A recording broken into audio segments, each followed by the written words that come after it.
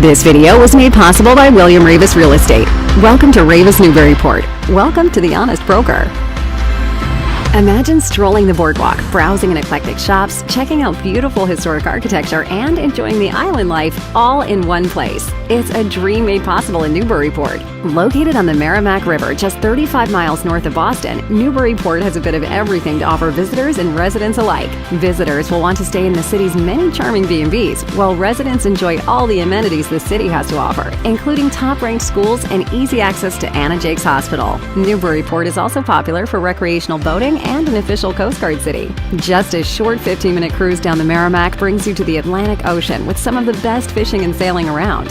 From its roots as a shipbuilding seaport, Newburyport has grown into a hip urban destination with plenty of idyllic charm. While downtown, you'll want to join those walking the boardwalk and taking in the breathtaking view of the river. You'll find a little something for everyone in the local shops and unique art galleries. You'll love dining al fresco in the city's diverse restaurants and taking in the many outdoor concerts and festivals. Just a mile away, you'll find a beach oasis on Plum Island. The Barrier Island offers a taste of island life within the city limits. The city's 480-acre Maudsley State Park and many other trails provide plenty of ways to enjoy nature. Downtown Newburyport has maintained its charm by preserving the city's many old buildings and has a state-designated cultural district. You'll feel like you're walking back in time as you wander the brick-lined neighborhoods, taking in all the Federalist and Victorian architecture. But Newburyport is a forward-thinking city too. Its industrial park is home to 80 businesses and growing, especially with easy access to major routes like 95 and 495 and a close proximity to Boston. Whether you're looking for the perfect day trip or for your new home, Newburyport is it.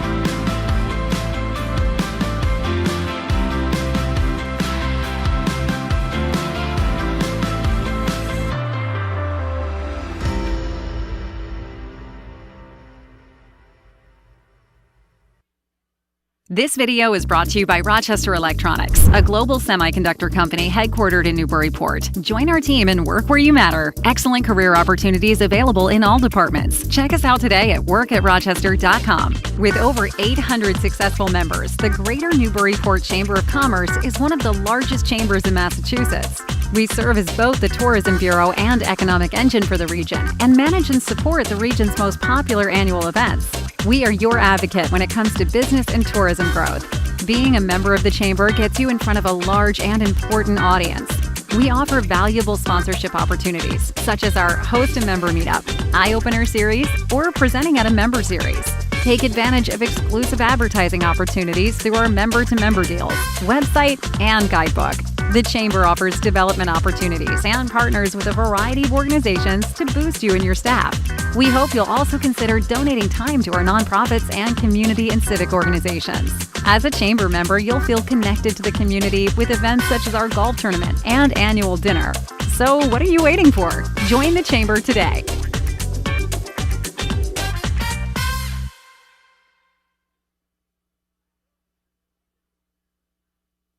This video was made possible by Agave Mexican Bistro in downtown Newburyport, where you can enjoy an authentic Mexican experience north of Boston.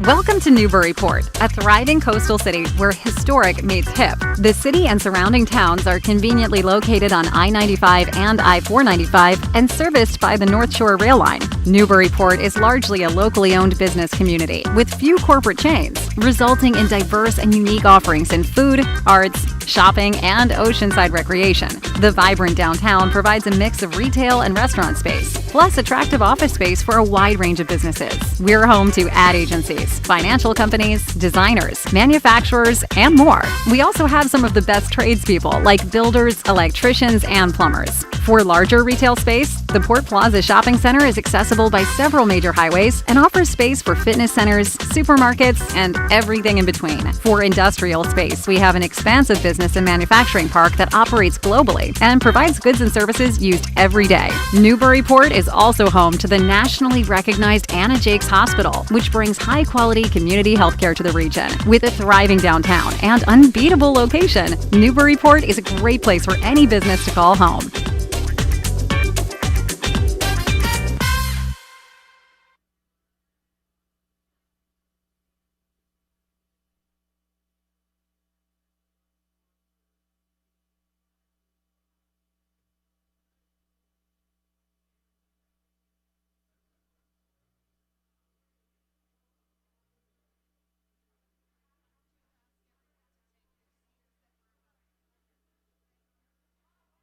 Good evening. Good evening. Kathy, I'm not on.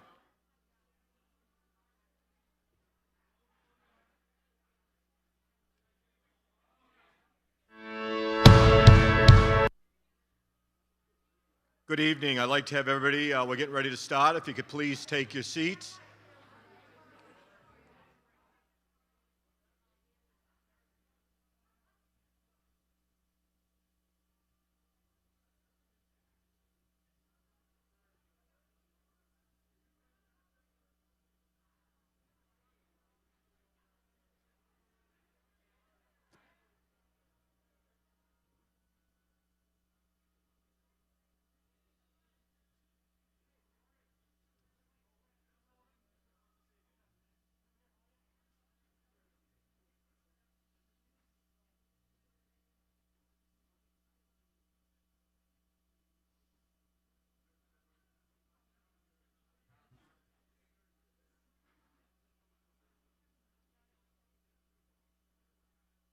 I can't believe I'm standing at a podium without a mask on.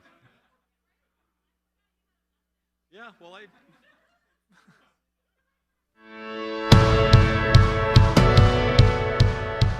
Welcome back to Newburyport. Welcome back to Newburyport. Welcome back to Newburyport. Welcome back to Newburyport. We want people to feel confident, comfortable when they come back to the city and sit outside, enjoy wonderful food, and spend money in all of our beautiful retail shops. You know what? It's been great. People are happy to be out and wandering around town, and people are just thrilled to be able to shop again and be able to see people. And people are very supportive. This town's it's a great town. So we definitely came together as a community on a whole. You know, I think ultimately we just tried to bring something together for all the locals that can't travel at this time, and that they'll continue to support local and eat here.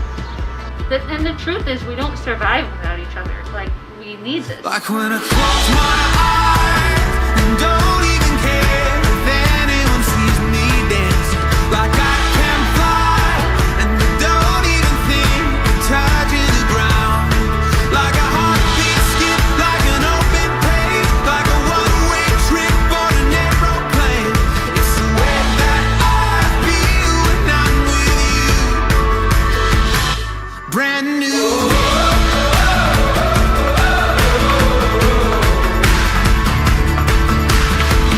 It's been a long couple months, and everybody has felt it, and everybody's ready to come out, but we're doing it in a way that is still safe. This is my livelihood. It's a lot of other people's livelihoods down here. It's what we do, and it's what the great part about Newburyport is that typically the owners are waiting on you when you come downtown. And what really gets me is our guests. Our guests are so understanding. It's shockingly generous, is the way I can put it. You bring the mask, we'll bring the flowers. You bring the mask, we'll bring the seafood. We bring the margaritas and burritos. We'll bring the whoopee. We bring the meat. We'll bring the beer. Boom! We'll bring the pastry. You bring the mask and we bring the good pasta. We bring the bread.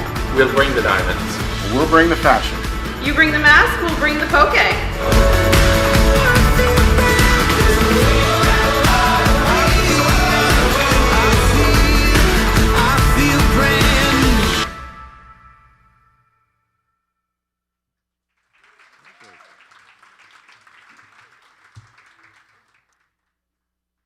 Okay, good evening and welcome. I'd like to welcome everybody. My name is Frank Cousins. I'm the president of the Newburyport Chamber of Commerce. Thank you very much. This is a special night because I'm standing at a podium in front of real people, and I don't have my mask on for the first time in over a year, but it's nice to be here, and it's nice to be able to bring this presentation out to all of our members out in the communities of the greater Newburyport area. As we all know, 2020 brought a lot of challenges, and I think that, the city of Newburyport and the greater area really stepped up to the plate, and we did what we had to do to try to promote business, to make people feel comfortable, and make our greater Newburyport area safe, and especially the city of Newburyport. I think that our membership is strong as ever. We've had really, I think, a great opportunity to work with our members. Any issues they might have had over the last year, it has been challenging for them, but we've got a lot of help and assistance from our state legislators, our city government, our local banks, which have really stepped up and helped us. So it's been a team effort to try to make the change happen and really work us through the most important things we have to do is to keep our community safe and, more importantly, to have businesses grow and really to get people to really return back to our lives the way we'd like to have them. As we get ready to go into 2001, I think that we're really moving forward as a chamber. I think our little slogan for tonight about sailing ahead together is very important because you have to move forward and you can't really look back. And I think when we do that, we stumble. But clearly tonight is a great opportunity for us to talk about what is going to be happening in the future. I want to thank our lead sponsor, the Institution for Savings Bank. They've been a tremendous help to the greater Newburyport area and clearly to the Chamber of Commerce. And we couldn't have been able to do this tonight without their help. And they're a true asset to the community and a great mutual bank. So I want to thank them. And I know Marianne Clancy and Chris Sullivan are here tonight, so I want to acknowledge both of them on behalf of the Institution Bank. Before we start the fun part of the evening, we have some business to attend to. We're going to have our annual meeting, and we've got some governance issues to take. And before I call up our outgoing chairman, I just want to say a few words about Mark Griffin. Mark Griffin, as you all know, is a practicing attorney in the city of Newburyport. I've been really honored to work with him in the last year. We've met every Tuesday morning at 7:30 in the morning to talk about different things that are important for all of our chamber members and how we're going to continue to move the chamber forward. That's something that we were fortunate enough to start under Julie Ganong, and we've been able to continue that and to really keep our board engaged and understanding the difficulties that we've had over the last year. And I couldn't have done it at all without Mark, and I think I'd like to call up Mark Griffin to speak on behalf of our board. And this really, truly has been a team effort for all of us. Mark, could you come up and join us, please?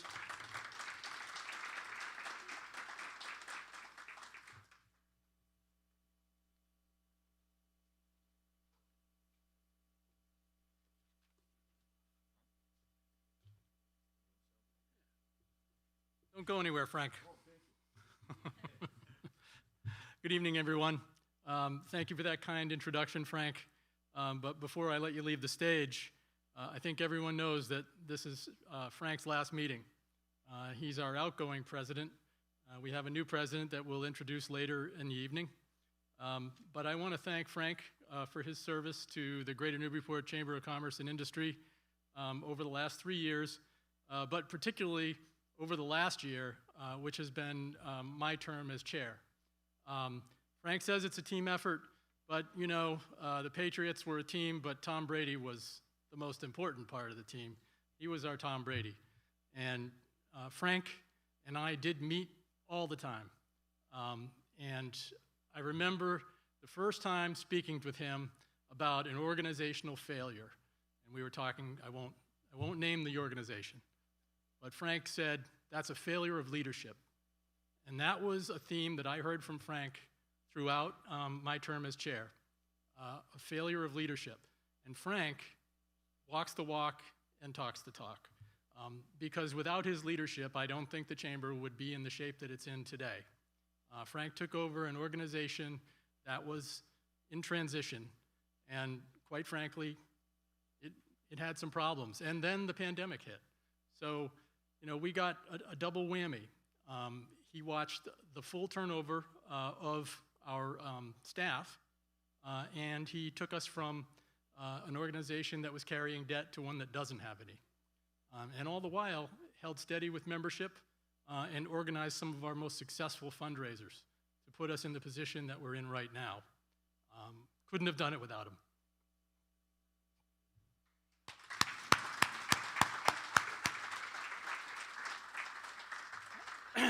I'd like to thank you again for your service, Frank, and accept this gift on behalf of the Board of Directors.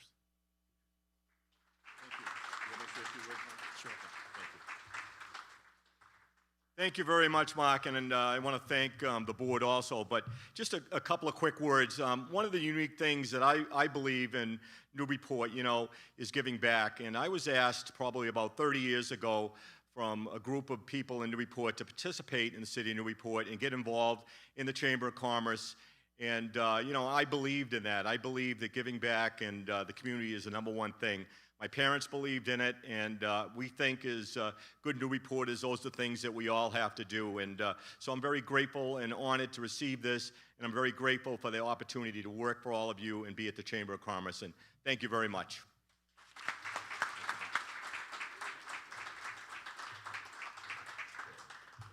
And now it comes to the governance part of the meeting. Not very exciting after that presentation by Frank. So I'd like to call the annual meeting of the Board of Directors and the membership of the Greater Newburyport Chamber of Commerce and Industry to order at this point. The first item on our agenda is the election of the Board of Directors for the upcoming term. And before we get to the actual vote, I'd like to introduce the candidates. It's a long list. We have some that are for re-election and some that are first-time election. Christopher Skiba, New England Development, re-election. Virginia Ramo, Interlock Salon and Spa, re-election. Richard Ryan, Aflac, re-election. Michael Trotta, re-election. Crystal Engineering. Suzanne Debuse, Jeannie Geiger Crisis Center, re-election. Thomas Nicholson, Finneran and Nicholson, this is a new election. Jeffrey Christensen, The Cottage at Plum Island, new election. William Clary, In-Roof Solar, new election. Marianne Clancy, Institution for Savings, new election. Christopher McIntosh, North Shore Magazine, new election. Rebecca Fortato, Salem 5 Bank, new election. And Kathleen O'Connor Ives, our new president of the Chamber of Commerce, new election. We will now vote on the proposed slate of directors that I just read. Mr. Adams, may I have a motion? Mr. Adams gives us a motion to approve the slate of directors. Ms. Burke, may I have a second? You're not Ms. Burke. The motion having been made and seconded, all in favor? Aye. Thank you. We now have an elected board of directors for the upcoming term. Additionally, I would like to introduce the officers of the board of directors who will comprise our incoming executive committee, and they are Kathleen O'Connor Ives, she'll be our incoming president. Tanya Wolf Finn, she is the incoming chair, right in front of me. And George Carey, vice chair. Virginia Ramo, vice chair. Kathy Aiello, vice chair. Michael Trotta, treasurer. Richard Ryan, clerk. And Suzanne Debuse would be an at-large member. And I'd also like to thank some of the outgoing board members. Joanna Tsiantis, George Ellison, who I know is here. I saw him. Thank you, George. Matthew Khatib. Thank you, Matt. I know you're here. Gig Michaud, and of course, Frank Cousins, our outgoing president. He's also an outgoing board member. And additionally, since during the pandemic we were unable to convene our last annual meeting, I'd like to thank the board members that departed in early 2020. Christopher Sullivan, who was our chair at that time, Nancy Jones, and Nikki Bevilacqua. And at this juncture, I'd like to see Chris Sullivan and ask him to come up on stage, please.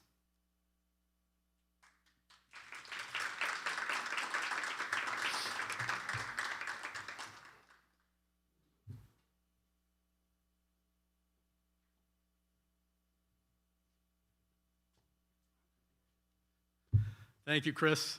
Appreciate you coming here tonight, and I want to just take this moment to thank you for your service to the Newburyport Chamber of Commerce, and also for making my transition to board chair an easy one.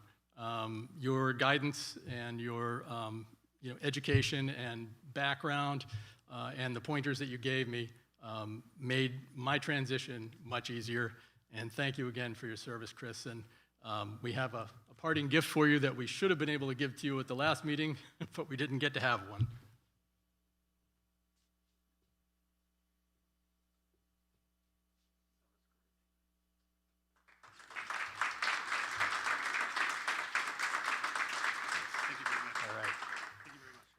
Thank you, Chris.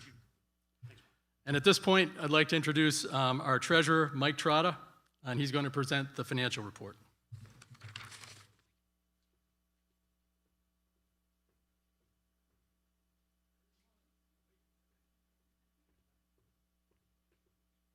Got the mask.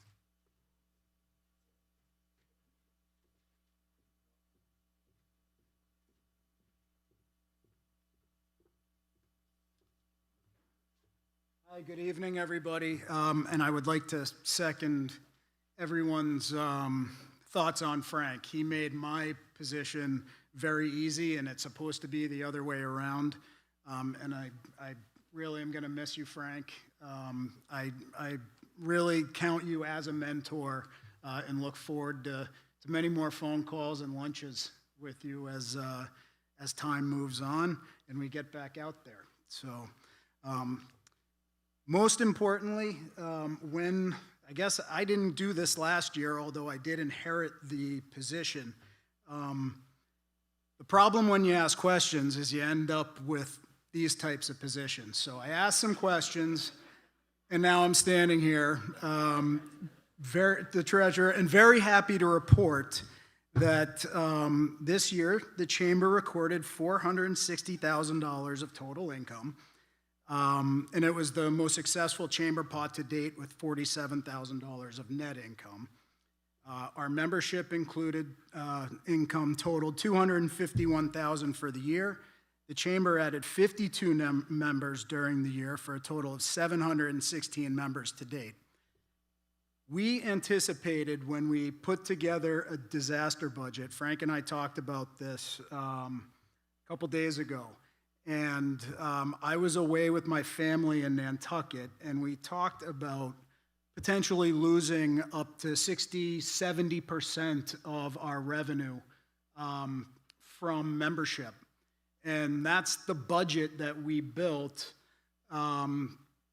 looking at 2020 from a disaster standpoint. And it gives me the great pleasure to say that did not come to fruition.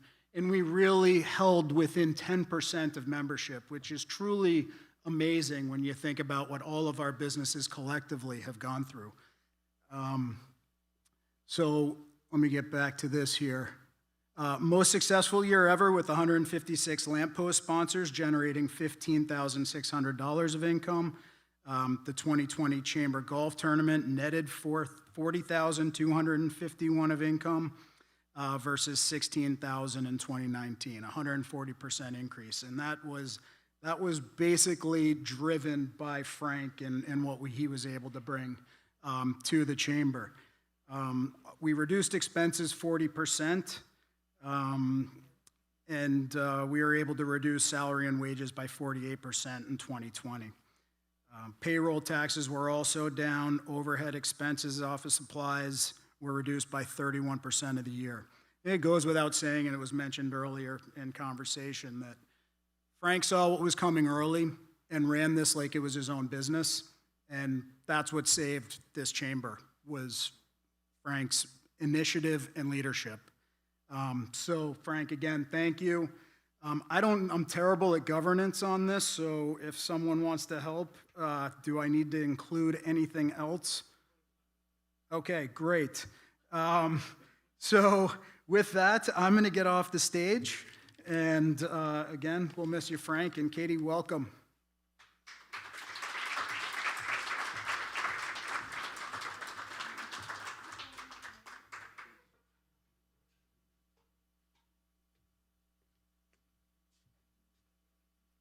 Thank you, Mike. I remember in the military that whenever you volunteer for something, you get chosen to do it forever. So you're treasurer for the second term now. So thank you again for the report, and great job, Mike, keeping the books and keeping us all abreast of our finances over your term.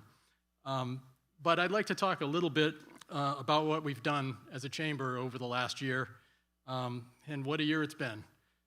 With COVID-19 lockdown and pandemic restrictions starting in March, the chamber and its membership faced a slew of challenges.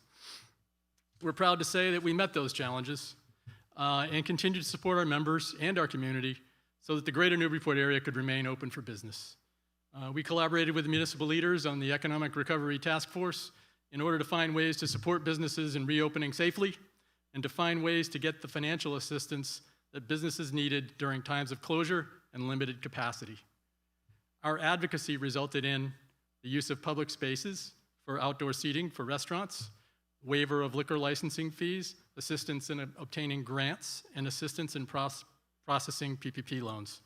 Throughout the participation of the businesses and the different sectors of our membership, restaurants, retail, hospitality, and industry, to name a few, we were able to identify specific business needs and to act as intermediaries with local and state officials, and especially with the mayor of Newburyport, who's here tonight. Thank you very much.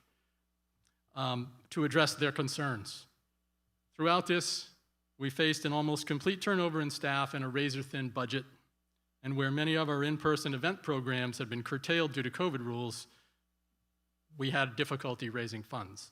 Nonetheless, our membership levels remained steady, and we managed to produce our guidebook, to hold the most successful golf tournament in chamber history, and to meet all of our funding goals during our chamber pot event. Our most recent effort to produce this year's guidebook has far exceeded our budget projections. Financially, the chamber is in the best position it has been in recent history. We are absent debt, we are running a surplus, and have accumulated savings. Our recent hire of Nathan Allen as membership director and our new hire of Kathleen O'Connor Ives as president provides the chamber, as well as our new board chair, Tanya Wolf-Finn, ensures that our team has the skills and energy to take the chamber successfully into the future. And at this juncture, I'd like to introduce our chair, our new board chair, Tanya Wolf-Finn.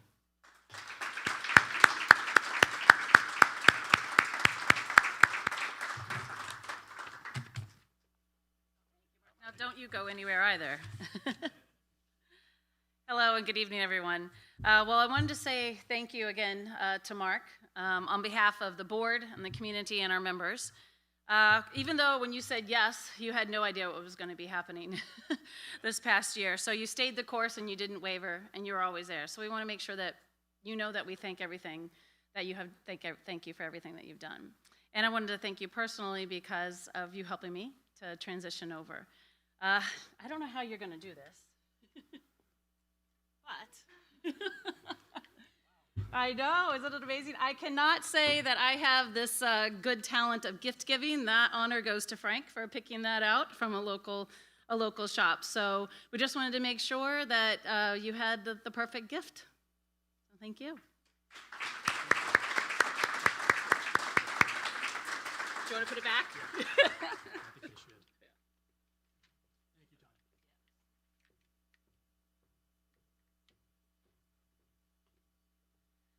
So I know we've got this time down to the second with Kathy's amazing agenda, and Frank has already said that he's going to get the hook if I go over. So I'll make sure to, I just basically wanted to make sure that you all know that I'm humbled and honored to be the chair for the upcoming year. I don't take it lightly, so I want to make sure that you know that I'm here for whatever you need. And I think we've got a great group of people, we've got a great board, we've got great volunteers, we've got a great city, all the surrounding cities, and we've got great staff in the office and great members and community. So the past year has hit some of us a lot harder than others, but I think that we have stayed together and we pulled together and we make sure that we are good to go and that we're going to be stronger by the day. So when I started my company as a tour company, I started in 2002. Some people thought I was a little bit crazy, and I probably was. But I figured if I could make it, then I could make it any time. And then after the dust settled last year, we were 89% down as a tour company. So retiring at 48 last year looked pretty good.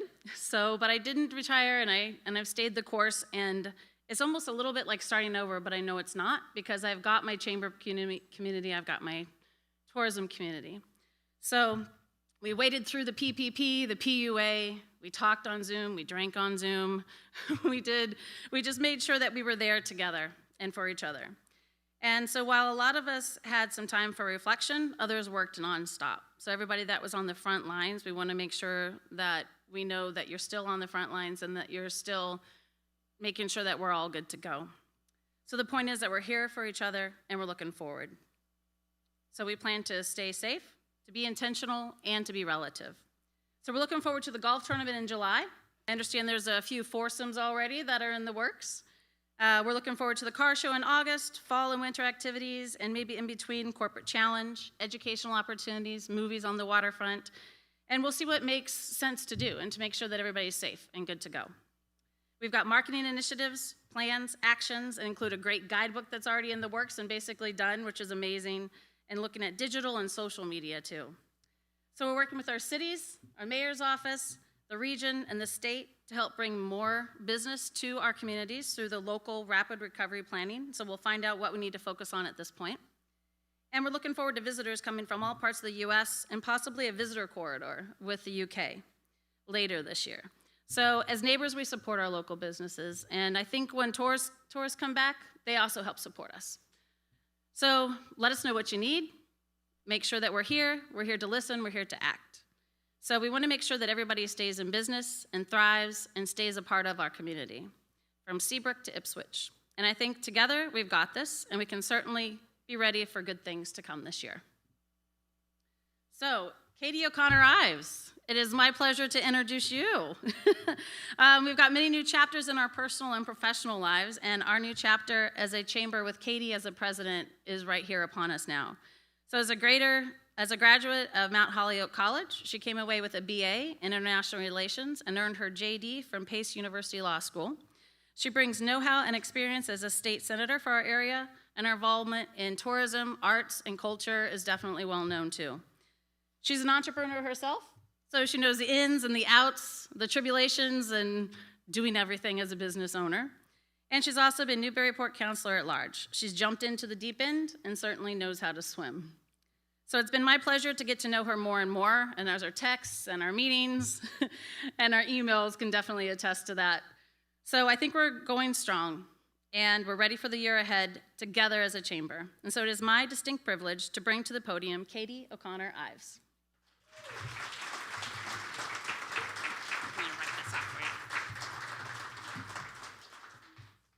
There you go. Thank you so much, Tanya. I've gotten to know Tanya quickly, but I can tell that she's a giver and she's a helper, as you can see, and that's the mentality that we need forward going. Thinking about my remarks as I'm sitting there, it's always fun to improvise when you think you know what you're going to say. And what dawned on me was reflecting on a brief conversation Mayor Holliday and I had where it's pretty much like, welcome back. And it feels like putting on an old suit that you put in the closet, though it doesn't quite fit the same. And it may be time to get a new suit because this is truly uncharted territory that we're going to be contending with. But I'm so humbled and honored to be a part of this journey with you all. I'm beyond excited to stand before you this evening as the incoming president of the Greater Newburyport Chamber of Commerce and Industry. I thank you board members for your vote of confidence in my ability to meet the challenges ahead as we as a chamber respond to the needs of our business community. I can already tell I have a talented and focused staff of colleagues in Nate, Tori, and Nora. We're going to need that focus to respond to the many matters ahead. We must navigate and work hard, figuring out how to help you keep your doors open and move forward. And our incoming chair, Tanya Wolf-Finn, and I are already off to the races, working seamlessly together. Now, Frank Cousins and I have a long working history together of effective collaboration. This transition month of April was no exception. Frank had gone the extra mile to ensure the chamber is in the strongest possible position for my May 1st start date, and I thank you for that.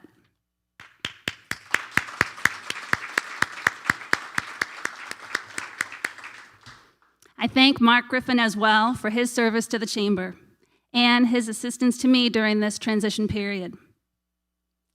The fact of the matter is, our businesses are hurting. It's been an unprecedented year of losses and the Chamber is going to respond. We're going to work to solve problems together, and we will come back even stronger.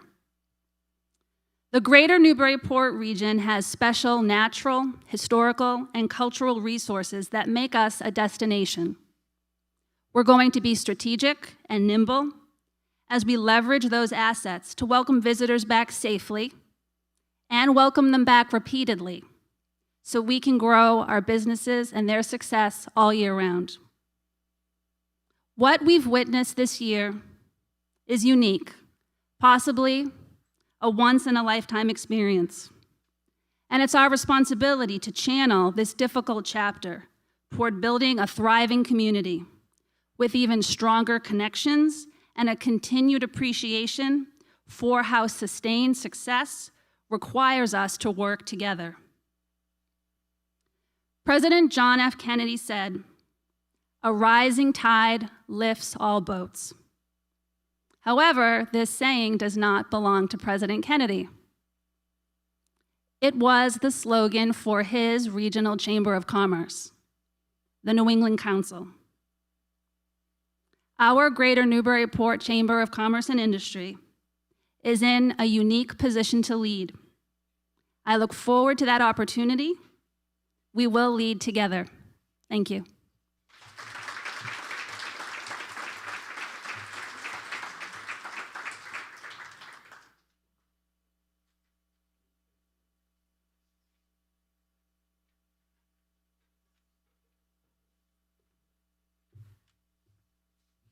Thank you very much, Katie, and we want to wish her good luck. She's going to work real hard, and she's really excited and got a tremendous amount of energy, and it's wonderful that we have her. My next guest, I'm just going to say a few words about her, is our Mayor, Donna Holliday. Mayor Holliday is the longest-serving mayor in the history of the city of Newburyport. She began her first term in office in 2009 as the 66th mayor of the city. She had two terms at 2 years each, and then she became our first 4-year term mayor, and she's done 2 full 4 years, and she's done a great job of leading our city. She's done a great job with our schools. We have a new Bresnahan Elementary School as well as a senior citizen center. She's worked hard with our state legislators for many grants and so forth, which I think is key. But most importantly, over the pandemic in the last 12 to 14 months, whenever we have to call the mayor or speak to the mayor, she's available. And she's willing to work on solutions to make the greater Newburyport area a better place to live and a safer place to live. She is tirelessly not giving up on anything, and really, even in her last term, she's working every day right to the end to finish very, very strong. And she's been dedicated to our city for the last 12 years, and I want to introduce our mayor, Donna Holliday. Mayor Holliday.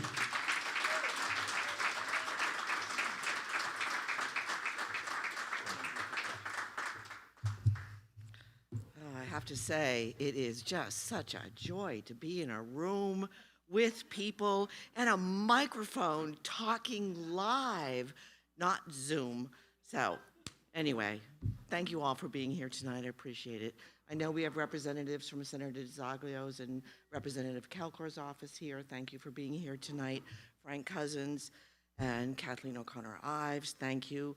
And also welcome to all tonight's recipients. Good evening.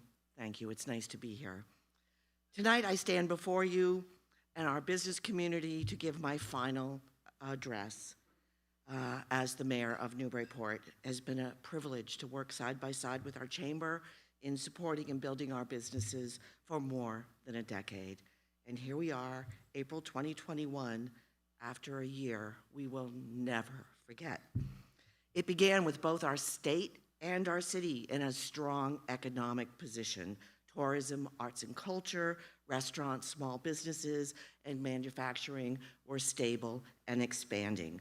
The Chamber welcomed over 52 new businesses representing restaurants, personal services, small businesses, including the Tuscan Bar and Grill, Faulkner Commercial Group, Newburyport Farmers Market, North of Boston Cancer Resource Center, to highlight a few.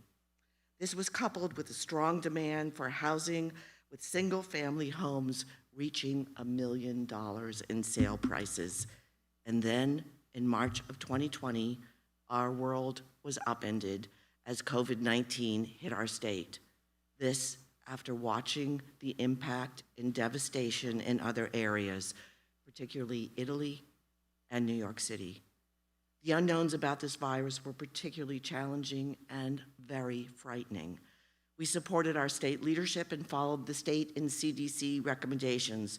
All but essential businesses closed, schools shifted to remote learning, and we sheltered in our homes, venturing out with masks, gloves, sanitizer, and social distancing became the new norm. Our first responders, hospital workers, police, fire, and EMTs, Department of Public Services, health departments, and other essential workers, supermarket workers, restaurant, food providers, and all others maintained operations to ensure our city's safety and welfare. All across our city, people stepped up to help friends and neighbors. Businesses also came together to share resources and guidance with the ever-changing rules. We are a resilient community, and it feels good to see our city reopening, the weather warming, and I believe people are smiling beneath those masks that we must, at least for a while, continue to wear. We worked closely with Anna Jake's Hospital with regular shared briefings with Mark Goldstein, CEO, and Frank Giacalone, our health director, coordinating communication, guidelines, resources, and data, and establishing testing and contact tracing. Mandatory mask zones were established, as well as restrictions in the use of public spaces. Despite our best efforts, we unfortunately lost 40 people to this insidious virus, and to date, our cases are over 1,200. Luckily, the Pfizer, Moderna, and Johnson & Johnson vaccines arrived, and with establishing the clinics at our Senior Community Center with Beth Israel Leahy and Anna Jake's Hospital and our Lower Merrimack Regional Clinic, we have 63% of our residents have received at least one dose, and 44% are fully vaccinated. And especially over 95% of our senior population, age 65 or over, have received at least one dose, and over 80% are fully vaccinated.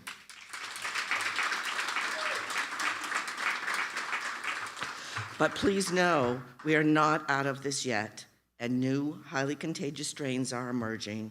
We must continue to be vigilant. Early in this pandemic, I convened an economic recovery task force that included Frank Cousins and members of the Chamber of Commerce.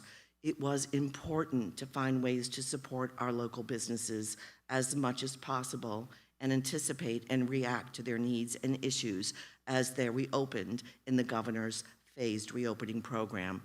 The task force conducted a business survey that received over 800 responses from our business community. And the information provided has been critical in our business success in obtaining federal and state funding to support our local economy. The task force also created 9 sector focus groups to better understand the specific issues of our business sectors, and we worked together to ensure a safe and smooth reopening. Together, we launched a highly successful marketing campaign, as you saw in the video, to bring visitors to our city and downtown in a safe way. You bring the mask, we brought everything else. It had over 1 million hits on Instagram and Facebook, and the video produced through the Chamber was viewed tens of thousands of times. We also worked with the City Council and Licensing Committee to streamline the permitting process to encourage outdoor dining and retailing on public and private property. Over 30 permits were issued in just 3 days. In other recovery efforts, our local banks, the Newburyport Bank, Institution for Savings, and Prov Bank, I'm having a little trouble with that new name, I don't know about you, distributed relief to businesses with the Paycheck Protection programs, and a special thanks to Fritz DeGuglielmo, who volunteered his financial expertise and assisted many small businesses in the application process. The city provided $2,000 in small business assistance grants through a program for the Office of the Attorney General. We partnered with Amesbury and continued to provide eligible small businesses up to $10,000 in small business relief grants through the CDBG CV grant program through the State Department of Housing and Community Development. The Newburyport Affordable Housing Trust set up funds with Pettingill House for residential and rental support. Our Neighbors Table supplied nearly 175,000 meals to Newburyport residents alone, a 39% increase since the pandemic started. UFP in our business park shifted manufacturing when serious shortages of PPE were revealed, producing over 10,000 masks and 1,000 face shields, donating to companies. These are just a few positives that emerged as a result of this pandemic. I had always wanted to expand outdoor seating in our downtown, but there were many restrictions, but our restaurants were struggling to survive. Curbside takeout and outdoor dining emerged. We are in the final process of building out beautiful parklets to provide these new amenities to residents and visitors. Outdoor dining will continue going forward in future years as the city has passed an ordinance. My thanks to the City Council. This work was made possible by a state grant of $260,000 from the Safe Streets Grant Program. The grant also included funding to upgrade the intersection of State and Pleasant Streets. We have new traffic signals there and major renovations to the handicap ramps and surrounding brick sidewalks. We anticipate this work to be completed shortly. Arts and cultural organizations took a tremendous hit during this past year and are regrouping to market our art galleries, theaters, dance, music, and more. The arts have been an integral part of our community. They move, inspire, and connect us, especially in trying times. As we confronted the widespread effects of COVID-19 pandemic, many of us linked virtually to our creative people and entities for a dose of much-needed strength, positivity, and joy. Watch for our new video that will be developed and released in the very near future to promote our arts. In other positive news, the city's home rule petition was successfully passed by the state legislature, dissolving the Newburyport Redevelopment Authority. Their remaining holdings on the Central Waterfront were transferred to the city. I extend my sincerest gratitude to all members of our community, past and present, who are part of the NRA.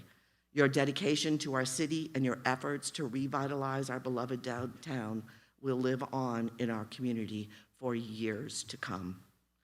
As we close this important phase of our history with the NRA, we look forward to the next phase, to build the waterfront open space and park we've all wanted for years. Sasaki was awarded the contract to design the Central Waterfront. They have a history with us, having created the master plan during the urban renewal years, including In Street. I encourage all to participate in this process. It took decades of debate, discussion, and litigation to finally reach this long-anticipated status. And a quick aside here, a long-standing commitment with the NRA was a recognition of the necessity to build a garage in order to relocate a large percentage of the waterfront parking to expand the Central Waterfront's open space. I know we all look forward to the day, now in the not-so-distant future, when the dirt parking lots are gone.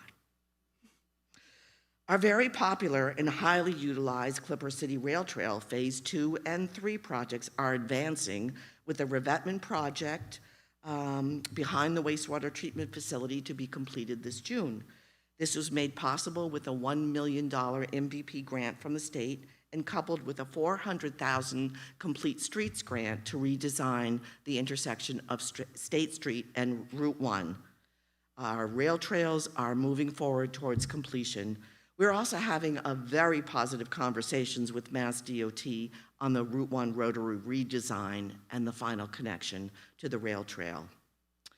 In my 11 years as mayor, we have made significant improvements in our facilities and infrastructure to improve the quality of life for our residents and also spur our economic vitality.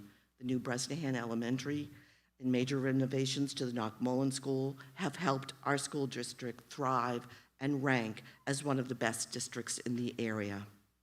Critical renovations and infrastructure improvements, specifically at the wastewater treatment facility and the water treatment plant, have put the city in a strong position to provide services to our residents and our business community. Of course, there is still much work to be done. In my remaining months, I will continue to work on completing the dredging of the navigational channel of the Merrimack River, which will provide much-needed sand to be placed on Plum Island Reservation Terrace, and I will continue working with the Merrimack River District Commission and Watershed Council to limit the effects of CSOs on our local ecology and economy from upriver communities.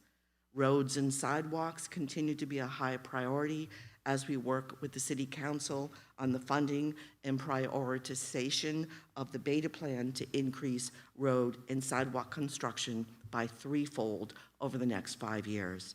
And I will continue to implement strong fiscal policies and capital planning that maintains our AAA bond rating and puts our city in strong financial position for years to come.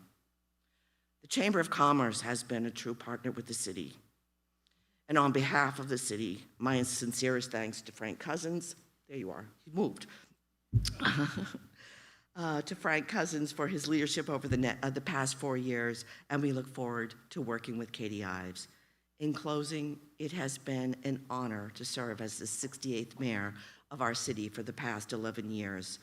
Together, we have elevated the status of Newburyport, as highlighted this past fall in the Wall Street Journal. Our city is enjoying a moment in the sun with a burgeoning urban suburban feel. We certainly are on the map, no longer an exit past, heading to Portsmouth or Portland. As we continue to embrace these new challenges and opportunities, it is of critical importance that we honor and preserve our history, progress in our resiliency planning and actions, advance our diversity and inclusion efforts, and sustain and enhance our economic and financial stability. Thank you.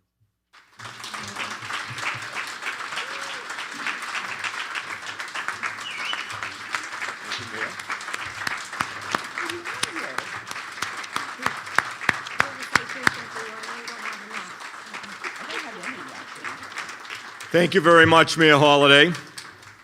We have a little presentation for Mayor Holliday. Before we give it to her, I'd just like to call on our state senator, Diana DeZoglia, who's been a great partner and a great friend to the Newburyport Chamber. She represents from Methuen all the way down to Newburyport, including Salisbury and Amesbury. So, Donna, just before I call on the senator, again, on behalf of the Chamber, we really appreciate your hard work in leading the city. So I'm going to call on the senator, make a presentation, and we'll do that. Senator?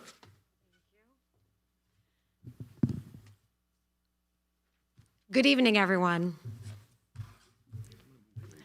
Good evening, everyone. We are all in person tonight. I get to see all of your smiling, shining faces close up. It is a really exciting time, and I'm so grateful that we have the opportunity to be back together again. I am so grateful also for the opportunity, Frank, to honor this wonderful, wonderful human being that's standing in front of me. I just had I started actually in the state Senate just a couple of years ago. And I had been a state rep for 6 years, and I had represented portions of the lower Merrimack Valley. But I hadn't represented any part of the coast. I hadn't represented this northern area yet. I had never represented Amesbury or Newburyport or Merrimack or Salisbury. And I needed a lot of guidance and a lot of understanding about how this community operated. And what I learned through our great mayor is that it's a community that operates out of humility, dedication, perseverance, community spirit. and so much more, and that, my friends, is due in no small part to the wonderful woman that you're seeing right here on the stage tonight.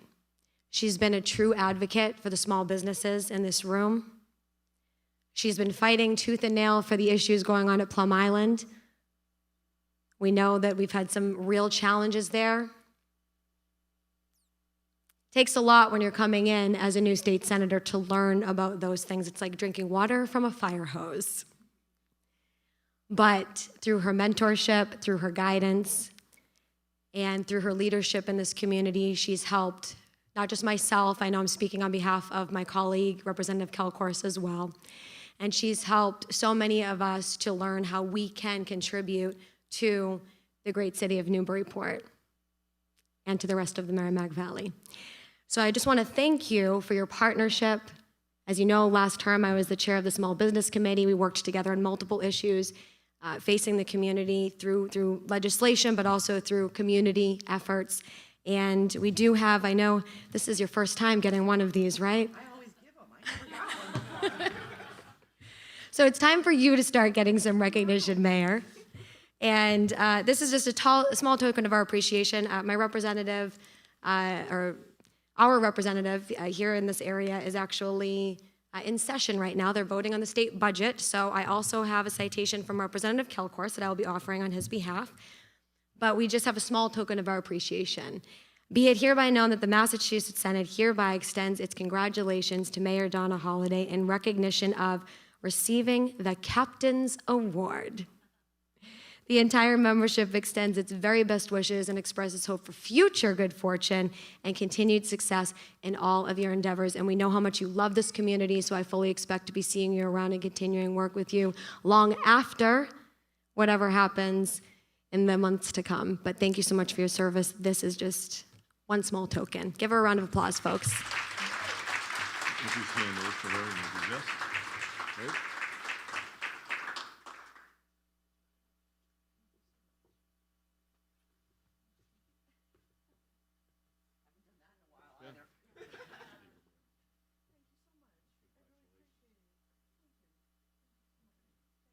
Thank you. Thank you, Mayor. You can stay up here with me, Diana. You want me to get the tape down with you? Get that.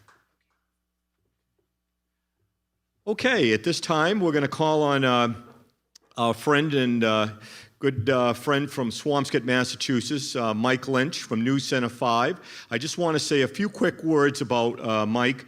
He's a good friend of Marianne Clancy's from the Institution for Savings Bank. His dad, Mr. Lynch, worked for me for several years at the Essex County Sheriff's Department. He was an educator in this town of Danvers, but he helped up at the Lawrence Pre-Release Facility and teaching young men the values of work and helping them get their GEDs, and he was great to have on my staff. And one of the big things we always like to work on is making people feel better about themselves and turning their lives around. So with no further ado, before we can start our program tonight, I'd like to call Mike Lynch up from News Center 5. Mike? I'm going to move you down one, okay? Yep. Thank you, Frank. The whole crew coming up here? Here we go. Oh, this is Nate the Great. There you are. All right. And yes, Mike Lynch does not wear socks. So before you're wondering, I just grew up in Swampscott on the ocean. Who needs socks when you grow up in the ocean, right? And I'm coming to Newburyport and I'm coming to Salisbury. Why put a pair of socks on? You know, when Frank asked me if I would come up here and do the honors tonight, I said, why do you want someone like me? I'm not very funny. I don't tell a lot of jokes. And if Belichick makes a trade of that first-round pick, I got to be back at the station for the 10 o'clock news to do a special report. And he says, perfect, you're exactly what we're looking for. So usually the night before I'm coming out to speak to a group, I usually doodle some notes when I'm sitting there before I fall asleep. And I had this dream last night that I lived a good, long life, and I was rewarded by a place in heaven. And heaven was a lot like college. You checked in at the main gate. They assigned you your room. I got my room assignment. I went up and I opened the door. And there's this guy I recognized sitting in a lazy boy watching film. It was Bill Belichick. And he said, welcome to heaven, Mike. He said, you're my roommate. Here, put this on. And of course, you know what he had to put on, a hoodie with the sleeves that were cut off right here. He says, I got all these recycling things right here. I want you to take them down. And we're on the 6th floor. I don't want you to use the elevator, I want you to do the stairs. Stairs down and stairs back up. And I said, seriously? He said, just do your job.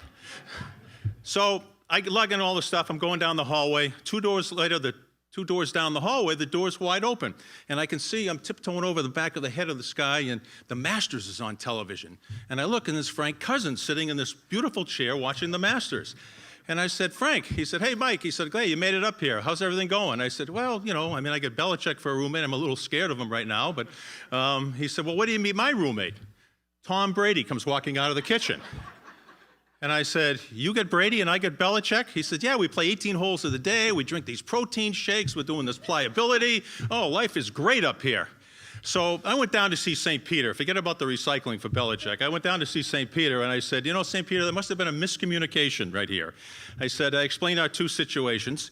So he said, well, sometimes we make mistakes, Mike. So he flipped open the ledger, and he went down, and he said, 1970, when you played for Swampscott, you kicked a football through a window behind the goalpost at World War Memorial Stadium. You never made restitution for it.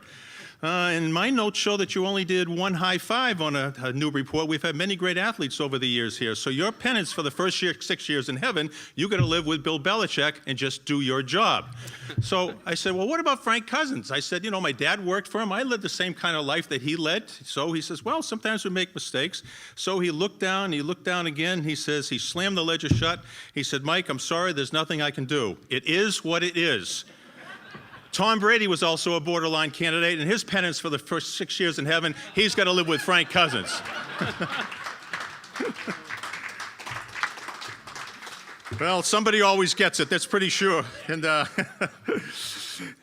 Frank, thanks for having me up here, and it's great to be up here. When I was a young boy, my dad was a coach at Swampscott of 3 sports, and Newburyport was in the Northeastern Conference, so was Amesbury. And then I've been coming up here since a 7-year-old, lugging a big bucket of water, and all the way through my senior year in high school, and just have great, great memories and great people in this lovely community and community around here. Frank, I want to congratulate you on your retirement. It's been a great year for retirements. We got Drew Brees of the New Orleans Saints retires. We got Julian Edelman retired, and now we got Frank Cousins is retiring, joining that group.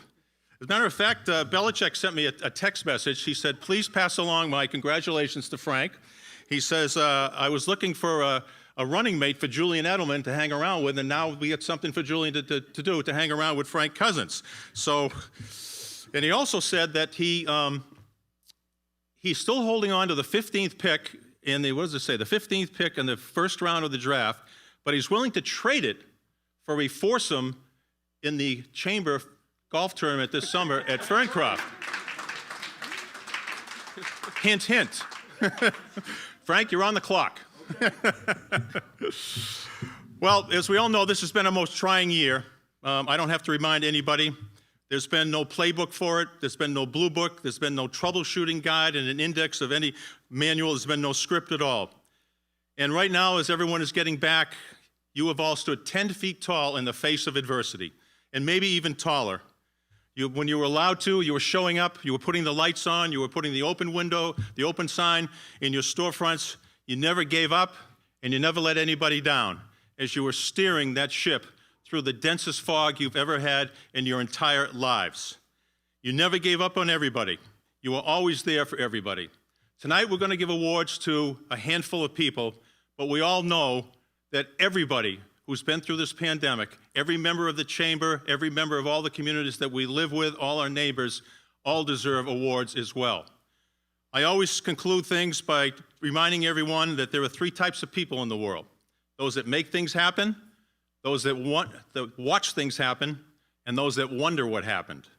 You people, members of the chamber, and those watching at home right now are a group of people that make things happen.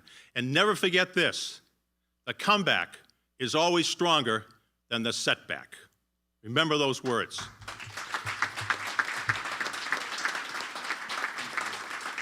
With that, as Belichick would say, we're on to the awards right now.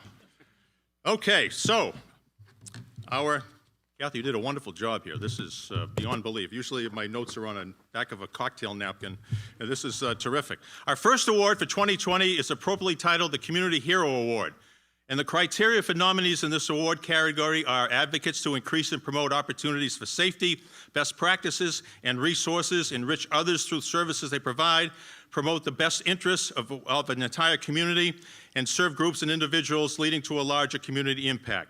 This community hero has been working tirelessly, and I can't imagine if he's even got an hour's sleep in the last year, for the city of Newburyport since 2015, and particularly during the past COVID-19 pandemic. He's acted as a leader for our community, paying special attention to restaurants and businesses in the area who had countless questions and needed assistance navigating new territory. In the face of a crisis, he took initiative both in picking up the phone and just always being available in enabling businesses to remain open and succeed in adhering to safety protocols. Nate, open the envelope. Announce the winner. Thank you, Mike. The Community Hero Award goes to Frank Giacalone, Director of Public Health, City of Newburyport. Come on up, Frank.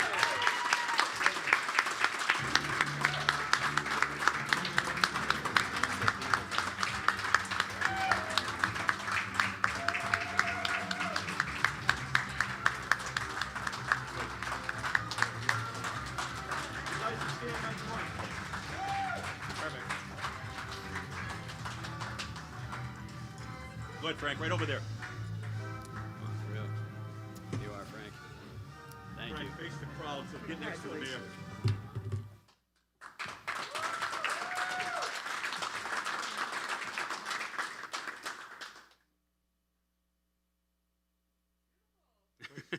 Okay, congratulations, Frank. Thank you. Congratulations. Congratulations. Way to go, Frank. Well deserved. Our next award is the Educator of the Year Award. It's an award near and dear to my heart since my dad was an educator. My sister Maura is an educator in Marblehead, of all places, the mayor's hometown, original hometown. This is her hometown now. And the criteria for nominees in this category: advocates for student outcomes, enrich the lives and students of others. Who among us hasn't been influenced by some teacher we've had? I mean, every single one of us has had one teacher that's made an impact in our lives. We were trying to take this road or that road, and we took the right road because of an educator. During the COVID-19 pandemic, the innovative team at this school implemented a unique outdoor classroom program to keep students involved in hands-on learning. Every day, rain or shine, and even in snowstorms, students go to various outdoor locations such as Spencer Pierce Farm or our local beaches to learn an interactive, safe environment. This type of learning gets students away from the computer and allows them to engage in person-to-person learning with classmates of a dynamic environment. Nate, the envelope, please. The Educator of the Year Award goes to Johnny Lynn Evans, Executive Director, River Valley Charter School.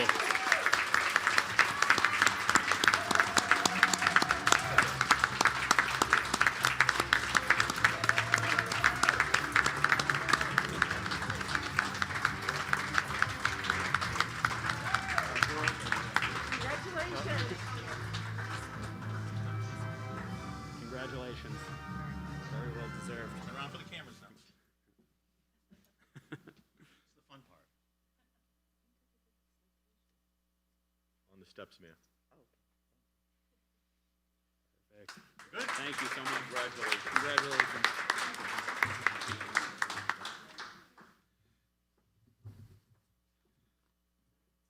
Our next award is the Nonprofit of the Year Award. Criteria for nominees in this award category: advocates for strategic partnerships to achieve greater results than one organization could achieve on its own, enrich credibility of mission through compliance with standards for management and transparency, promotes innovative approaches and implementations to meet its mission and goals. This impactful and important organization has extensive programming that provides food security to thousands of local community residents, providing 1.2 million meals alone in 2020. Think about that, 1 million meals. During COVID-19, as well as every day of the year, this nonprofit's mission of leadership and service had a tremendous impact on providing community-based access to quality food and nutrition to many in need in a most dignified manner. Nate, the envelope. Some tough stickers. The winner of the Nonprofit of the Year Award goes to our neighbor's table. Yay!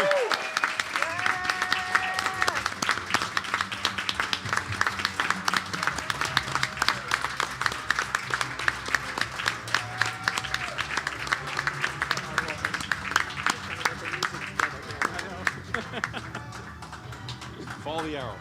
Okay, thank you. You're welcome. Congratulations. Here you are. Congrats.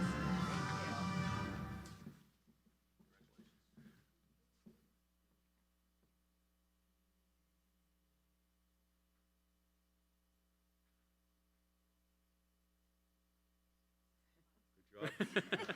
Very good. All right. Congratulations. Congratulations. Congratulations. Okay. Congratulations. Thank you so much. All right. Our next is the award is the Chamber's Small Business of the Year Award. And this nominees for this category must have 10 employees within the organization, under 10 employees within the organization, advocates for company innovation, social responsibility, employee relations, workplace cultural excellence, enriches our community, providing products and/or services to fulfill a local need, promotes involvement in a local community, economic development activities, and serves as a role model of exemplary business ethics. This new business resolutely moved forward and opened its doors during the peak of this pandemic and has continued to thrive ever since. An active outdoor lifestyle became the order of the day in 2020 for all ages, and their wide range of high-quality outdoor apparel brands that people loved met the demand. From a desire for more casual work at home attire to gear that meshes with everyone's increased desire to get outside and explore the calming attributes of our local natural environment, this business's offerings fulfilled customers' new work and play needs. Take it away, Nate. The Small Business of the Year Award goes to the Basin Apparel Company.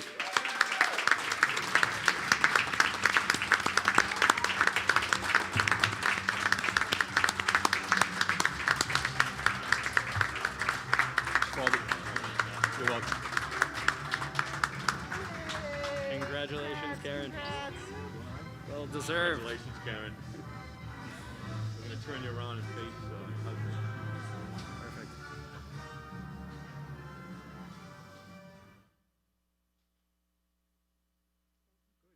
Okay, beautiful. Thank you, Karen. Congrats. Our next award is the Large Business of the Year Award, and the criteria for this category: over 11 employees within your organization, advocates for company innovation, social responsibility, employee relations, workplace cultural excellence, enriches our community as a quality employer providing professional development to their team, promotes involvement in a broad range of our community economic development activities, and serves as a statewide role model of exemplary business ethics. This dynamic duo has always welcomed every single customer that walks through their doors with open arms. Always active in the community, these engaging business owners are constantly thinking ahead and finding ways to help fellow businesses grow. They take their responsibilities as employers in high regard, treating their team and visitors with extreme care. Always the first to step up and get involved with the community on many levels. They devote countless hours to bring economic success to all. They represent the greater Newburyport community with high standards, true relationships, the ability to connect people, all while being very down to earth and honestly in their daily lives. Their delicious coffee and whoopie pies, I hope they brought some with them because I'm ready for dessert, which made some of the best in the world, are just the icing on the cake. Nate? We might have given it away with the whoopie pies. I may have. The Large Business of the Year Award goes to Chicoco Bacon Company and Cafe.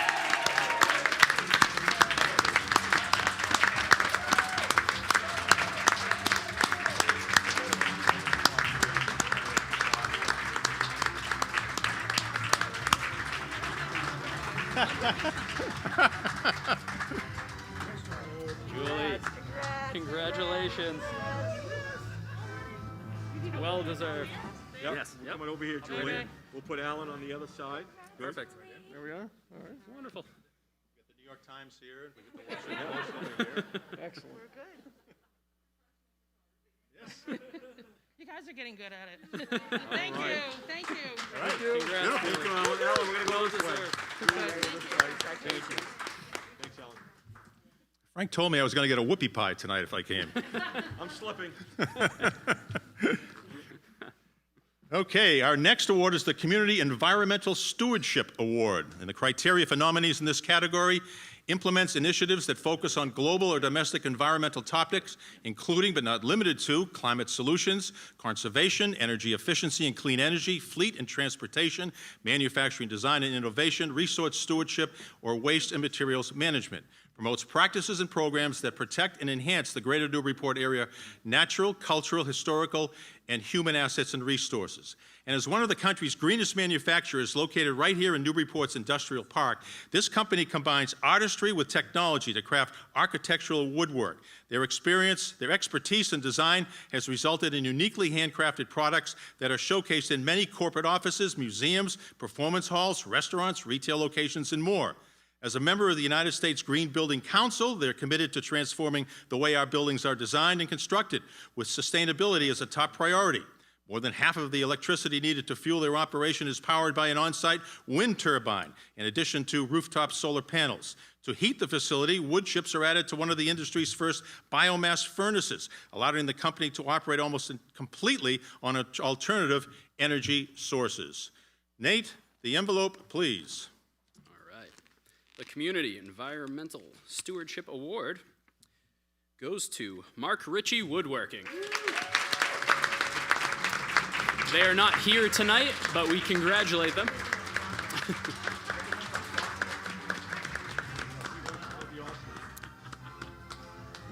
So Mark and Teresa weren't able to attend tonight, but we wish them all the best and well-deserved. They were on Chronicle one night, as a matter of fact. Yeah. Yeah, so they're big stars now. Huge. Beautiful. Absolutely. Okay, our next award is the Navigation Award, which recognizes the ways that member businesses, groups, or individual community leaders adapted to a changed environment in the face of COVID-19, pivoting their business and works and actions and ultimately preserving and persevering through the crisis. And the criteria: you have to demonstrate excellent leadership skills, personally and professionally, exhibit resiliency and futuristic initiative that supported solution-based ideas and action in response to challenges arising out of the 2020 global pandemic, and pivoted from their normal operations to make a positive difference in our community throughout the 2020 global pandemic. Now, navigating the COVID-19 pandemic for her small business clients during the past year, including many non-clients, was a call to action that was answered with expert guidance and in-depth expertise. Day in, day out, she has responded to panicked phone calls from restaurants, retailers, salons, offices, medical, veterinary practices from across the area. She has navigated the unemployment process for countless clients and others, making sure they did not fall through the cracks in the system. She works tirelessly to complete summaries of new relief packages as they became available, and provides assistance in obtaining PPP funds, vaccinations, and other COVID-19 specific topics. She volunteers a great amount of her time to our community and helps ensure everyone is on that direct path to success. Nate, do the honors for us. The Navigation Award goes to Jill Pennell of 21 Oak HR Consulting.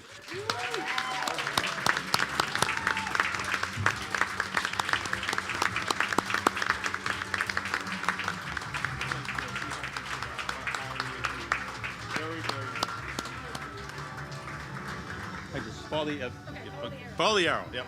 Follow the arrow and then stand on the. Jill, congrats. Well deserved. Thank you. Oh, nice. Very nice. Yeah. Thanks. Nice to see a bunch of my clients won awards tonight, too. Go, guys. People Magazine over here and Us Magazine right there. Oh, am I supposed to take this off? No.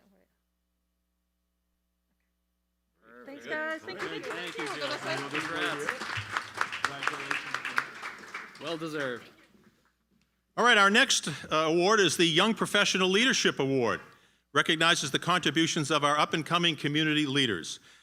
You must be between the ages of 21 and 40. It eliminates a lot of us.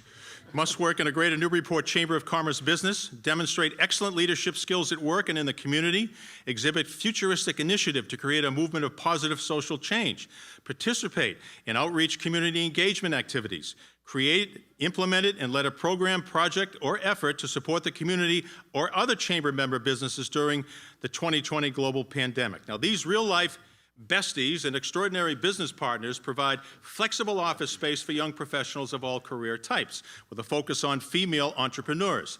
The pair has grown in their innovational co-working space from a small location with only 4 desks to a large, bright communal setting with private offices, a meeting room, and the ability to host events.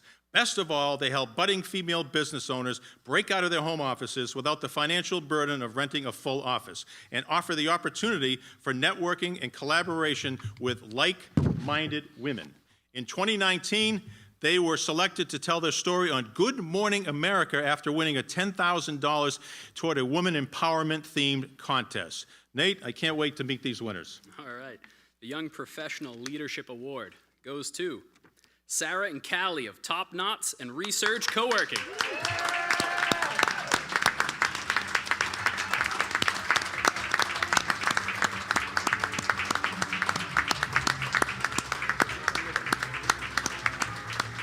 Let's go on, ladies. Follow the arrow, okay? Just don't fall off the stage. Congratulations. Slide in. Congrats. Yeah.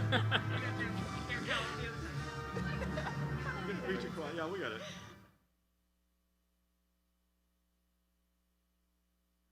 Come on, Courtney. Awesome.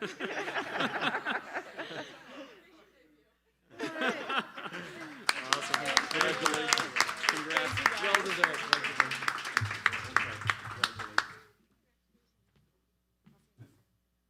Okay. Is that my last award? Yes, right? That's my last award? Okay, it says Mike, I stay on the stage. Okay. Well, thank you, everybody. That's my speaking part for the evening.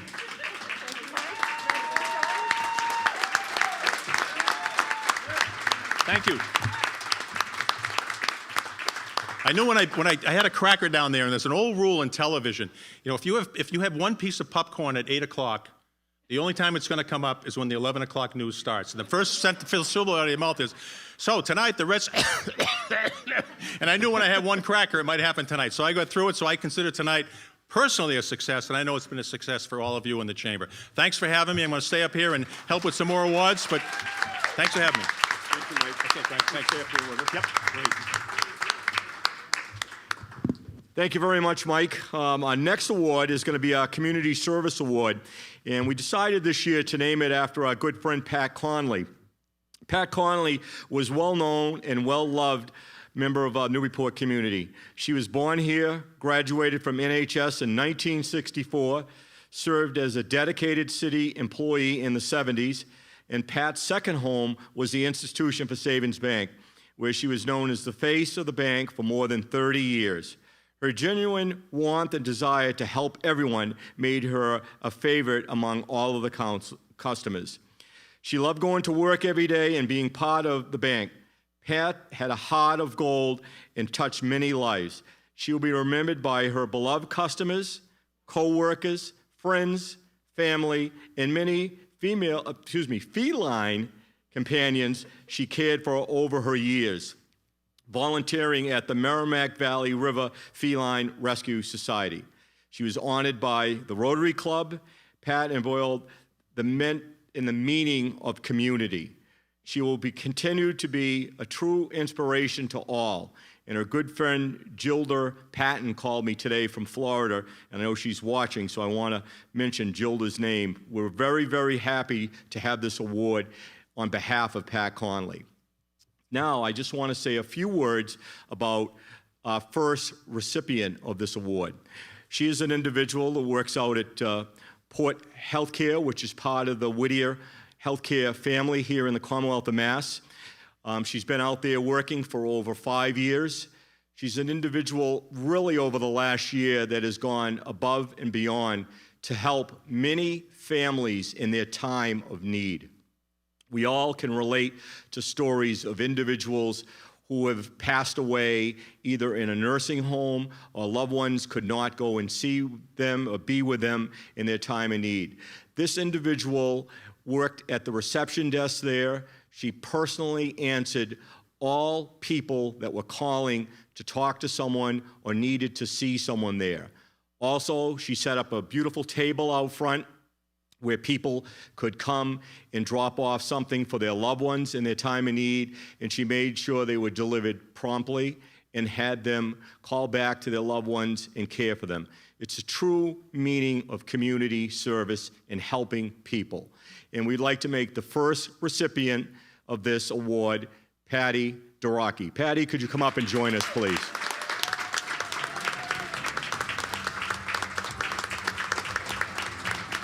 Mike, you want to hold it and bring it up? Yeah, sure. Yeah.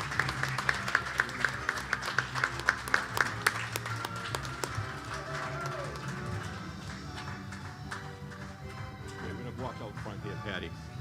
Great. Right over Take here, your time. Patty. Sit right in here. There you go. How's that? All right? Let's have a big round of applause for Patty. Thank you very much. Thank you, Patty. Congratulations. Okay. Great, okay. At this time, we're going to have everybody stop. I want to thank the Senator for coming tonight. I want to thank our beloved Mayor, and I want to thank Mike Lynch from News Center 5. And I'm going to recluse myself from the stage and call our good friend Marianne Clancy up to the stage. Marianne? I guess we go this way, right? You want Mike to stay up with you? Sure, you can too. Frank, you can stay up too. Good evening, everybody. Boy, these lights are bright. I am thrilled and honored, as I am each year, to talk a little bit about the Edward G. Mullen Community Service Award and also about the man for which it is named. But I want to take a minute, and it was not good timing for you to introduce the Pat Conley Award right before this, because Pat is near and dear to me. She worked for the bank. She knew Patty, and Patty knew her. And I think she would be absolutely thrilled at the choice of this award, Patty, so congratulations. I know she's looking down. Okay. I want to talk a little bit about the award, and then I want to talk a little bit about the man for which it is named, for whom it is named, and hopefully I won't get that teary again like I just did. In 2004, the Chamber established a Community Service Award to recognize someone, not necessarily in the chamber, but in the community, could be a chamber member, could not be, who really exhibited a true sense of community, that did everything in his or her power to improve the community, taking steps in front of people, behind the scenes, doing all kinds of things, really with the sole intent of making the community better for all of us. And the first recipient of that award, as you might guess, was Ed Mullen. Ed passed away in 2005, and that year the award was renamed the Edward G. Mullen Award, and there have been 16 recipients since that time. And a list is in your books for you to look at a little bit. I'm going to read that list in a minute. But about Ed Mullen, because I'm thinking that as many of you people in the room that probably remember Ed, there are probably so many new people that didn't know Ed. So I just want to tell you a little bit about him. So Ed was a manufacturer, owned Berkshire Manufacturing, and in the mid-'70s, he came to Newburyport looking for a new home for his business. And he went to the industrial park, then called the industrial park, not the business park, and found a perfect location for his business. But at the same time, he found the perfect community for his family and for his long-standing philanthropic efforts that he had been doing where he lived before.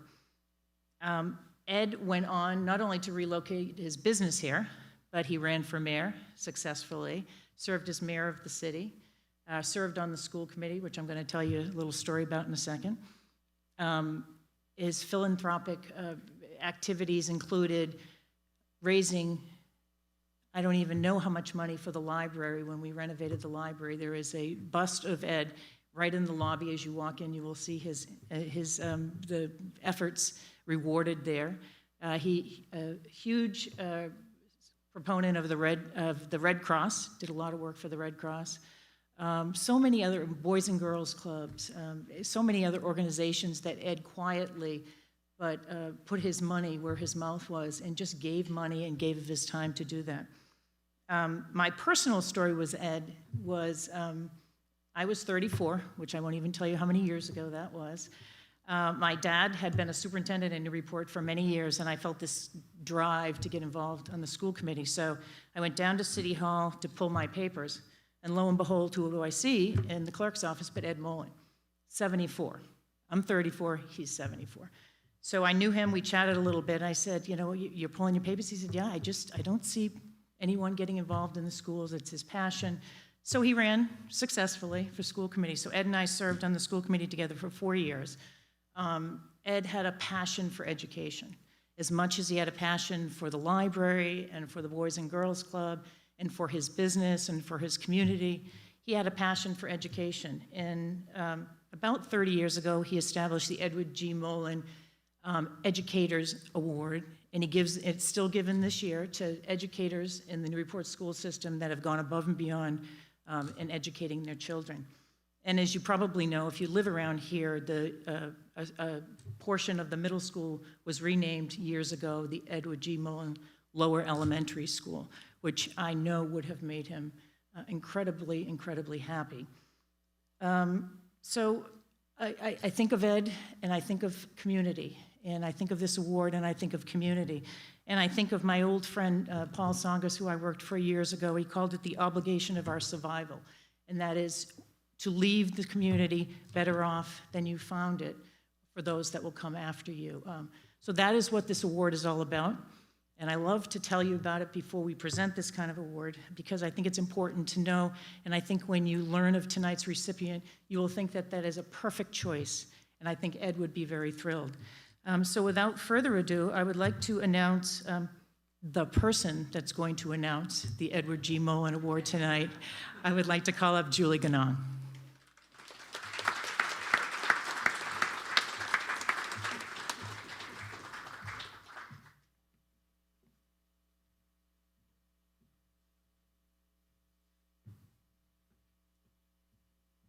Hello, everybody. This is going to be tough acts to follow. This is amazing. After everything that we have been through for the past few months, that we get to do things like present this award. It feels normal. And seeing all of you here, and hello out there in our home audience. First of all, I do want to thank the Ed Mullen Community Leadership Award Committee for making this such an important decision a bit easier with your commitment and passion for this award. What I love personally about the Mullen Award, what I think this individual truly represents by nature, is to do good, but with no expectation of recognition, just like Ed. But people are watching, people are noticing, and people are appreciating the difference you have made and are still making in this community. Hence the reason you are receiving this award. Eeks. Who is this individual? They are, what can I tell you? They are creative, innovative, likes big solutions to big issues, and not afraid to tackle them. Thinks outside the box. This individual has done a lot for Newburyport, including expanding its footprint to be bigger than a few streets. Believes in giving back and has done so in many ways and many times, just like Ed. This individual appreciates independence, hard work, believes in equality regardless of how you identify, with no exception. Is very green in a very good way. It is a great honor in behalf of the Greater Newburyport Chamber of Commerce and the committee that we present the 2021 Ed Mullen Outstanding Community Leadership Award to David Hall. Come on down, David.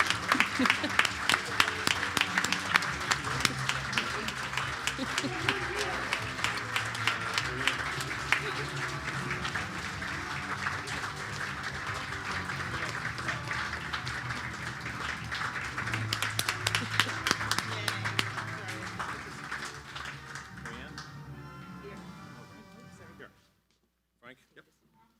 Julie? You know what? Hold on. Julie, we can get Julie over. Yeah, Julie, get over. Let's lose this. Hold on. Hold on. Sit next to David. Learn a thing or two of television. Get all the objects up in front. Put the weights in.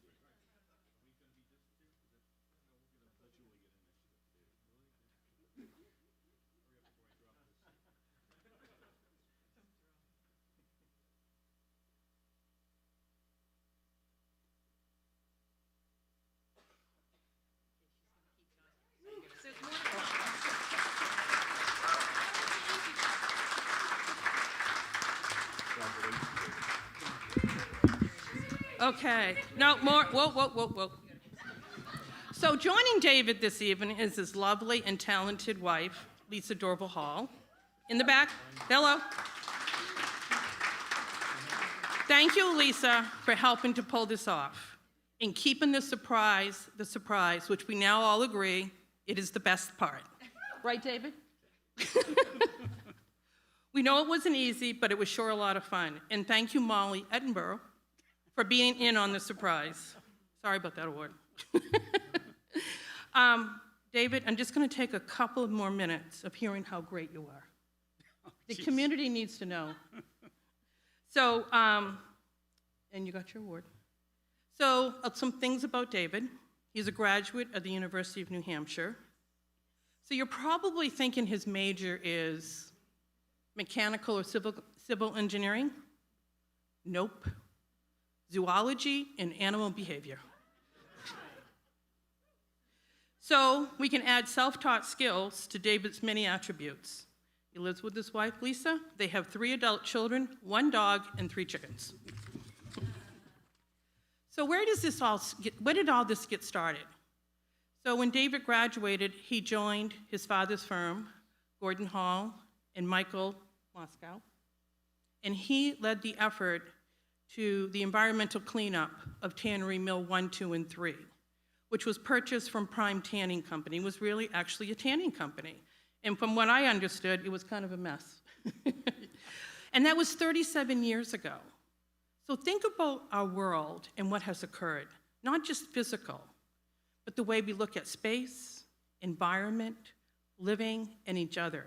And thanks to David and his leadership and vision, Newburyport has seen these changes, has grown and evolved as a community because of them. The opening of the tannery allowed Newburyport to have a larger footprint, to offer its citizens and visitors a different local experience, and offers businesses an alternative to just being downtown. But again, David was on the move, and in 1992, another Superfund cleanup, they added Mill 4, and then in 2005, they cleaned up Mill number 5. I learned a lot. It was a 430,000-gallon tank farm owned by W. Atkinson, and it was a brownfield cleanup. I think now we understand clearer of where David gets his brand of clean environment. Fast forward once again, it didn't stop there. The tannery was on the move again with the area's beloved award-winning farmers market that was implemented. Once again, being green and changing or giving us options to shop and eat differently, offering startups, local businesses, and nonprofits alternative ways to engage with locals. Plus engaging the community with our local farms, introducing green alternative businesses and educating the public. Ed would like that, and what is available. But innovation in green is an everyday occurrence at the tannery. Some very cool things. Hall Moscow today uses 460 kilowatt solar panels to generate most of the tannery's common area spaces. He mandates recycling for all of his tenants. And we're happy to do it. They bale the tannery cardboard, cutting trash volume in half. And a new cool experiment that's going on, they're using heliostats, computer-operated mirrors to melt stockpiles of snow. Think if the whole community was able to do this, what a difference it would be. It's coming, folks. Not only does David preserve and does preservation, and we know the city has actually given him awards for it. But he also perseveres and gives back to the community. As much as the tannery demonstrates David's vision for green and preservation, his involvement with the Newburyport skate park may best represent David's ability to persevere to complete a project. Understanding the need for alternatives to mainstream sports to keep local youth and their families engaged in physical activities, David persevered with local families to help the skate park happen. The Attenboroughs, the Aramos, the Martins, to name a few other families that were all instrumental in helping to make this happen. The first phase taking over 3 years to find a location, to raise the monies, plus the design and the build. But even after the skate park was open, David continued his support with the labor and money to ensure the continued success of the skate park. Okay. Cut? Okay. So one of the other things I want to talk about, and I can do it quickly, is the Coastal Trails Coalition that he was a founding member starting back in 2004. And it's a 30-mile, if you haven't gone on it, it's pretty amazing. 36, emerging 30 miles, but 26 miles are already completed of the whole trail system. Jerry Klima, another founding member and the current director and treasurer, had this to say about you, David. David Hall has been an inspirational leader of the Coastal Trails Coalition for over 20 years. Without his support and creative thinking, the idea of the trail network connecting Newburyport, Salisbury, Amesbury, and Newburyport would not have been developed to the point it is today. In fact, it might have never gotten off the ground. Another example for being in for the long haul, the green, and bringing people together. I think one of the biggest projects and undertakings is the Hillside Living, which we all see out there. For sure.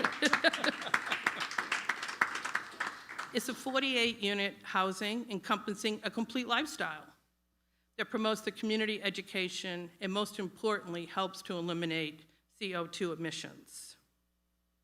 What the world needs and wants is what we already have in Newburyport. He teaches us that there are different ways of living and caring for our planet as he demonstrates and invests in the projects today. Thanks to David Hall's vision, energy, and leadership, Newburyport is truly a better place to live, work, and enjoy. So in interviewing Lisa, I said, "So what do you think David's next project is?" Response, "Oh my God, I don't know. Maybe this is it." But having met David's dad, Gordon, and seeing his strength and vitality and vision, I am thinking there is more net positive energy to come from David. Kermit the Frog used to say, "It's not easy being green," but I think David Hall will say, "It's getting easier to be green." Thank you, David, and congratulations on an outstanding job. Keep up the great work, as this community is so grateful and appreciative. And now I turn it over to you for a few words.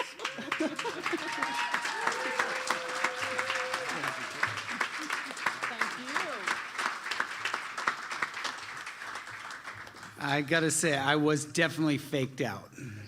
Completely faked out. I understood Molly was getting an award tonight because she deserves it. And yeah, this is a really big deal for me because Ed was, to Marianne's response, he was amazing. And every time the Red Cross calls me, Ed shows up. I have type O negative blood too, so I'm target number 1 for the Red Cross. So, and I'm not joking about this. I mean, I think of Ed every time the Red Cross calls me, and I've got to make it down to the Elks or wherever. And so, it means a lot. It means a lot. He was an amazing man, and I don't even begin to think of myself as in relation to Ed in any way. I am so grateful to have been a part of this community, and it is, you know, good things don't happen without a lot of people, and tonight's event is a good manifestation of that. I mean, just all the people on the stage and in the crowd. We are so lucky. We are so grateful. I am so grateful to all of you. Let's do more good things together. I'm excited to say that Bruce Gellerman of Living on Earth is actually interviewing us tomorrow at the Hillside Project, which is kind of exciting.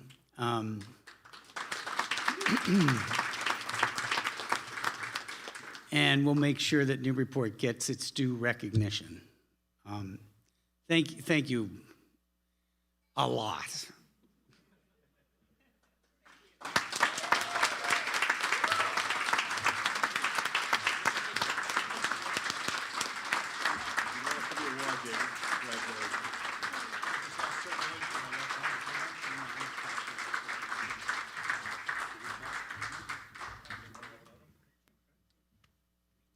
Okay, we're all, yeah, we can stage off. Yeah, great.